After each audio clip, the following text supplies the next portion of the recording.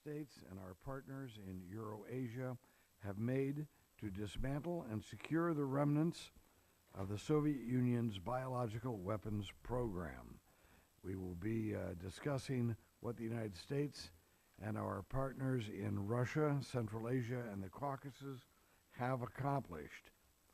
What, if any, lessons have we learned, and what we can or should not be done, or what can and what should be done to strengthen the Biological Weapons Convention. During the Cold War, the Soviet Union developed an offensive biological weapons program. It was supported by a large network of facilities which employed an estimated 60,000 workers at its height. Soviet scientists were able to engineer pathogens so deadly that they could be deployed with the same killing power as a nuclear bomb. Biological weapons created in labs are inherently different from natural diseases. Weaponized germs are purposefully made to be more deadly, act differently, and resistant to medicine. They can also be delivered in extremely high doses or in combinations to create certain results.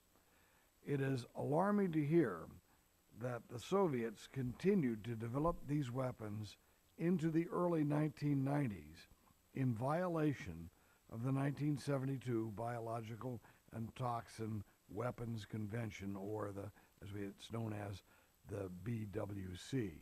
That treaty, still in force today, bans the development, production, and stockpiling of biological weapons.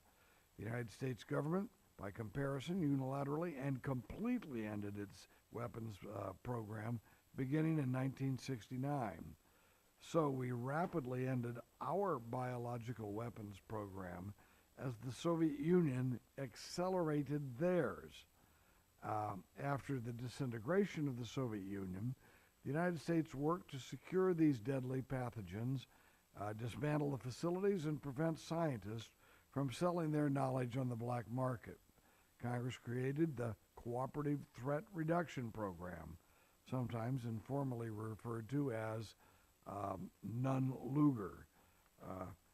And this was to secure the WMD materials in Russia and the newly independent states formerly ruled by Moscow. To date, our government has spent over $2 billion to secure biological weapons facilities and related materials in the former Soviet Union. I am pleased by the apparent success of these initiatives, and at least the perceived success in many cases. The cooperation between our government and many other countries in Central Asia and the Caucasus has led to a safer world, we hope, and that's what we'll be talking about today, we believe.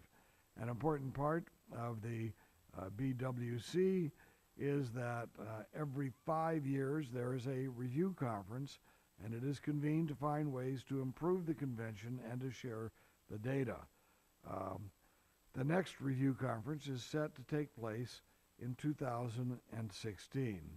I look forward to hearing from the witnesses and to hear about their conclusions that they've had about how successful our efforts have been to secure former Soviet biological weapon sites, and based on that experience, what new lessons we can apply to verification or inspections of suspected biological weapons programs in other situations. There are steps we should take to improve and strengthen the BWC. Are there such steps that we can take? And that's what we need to hear today as well.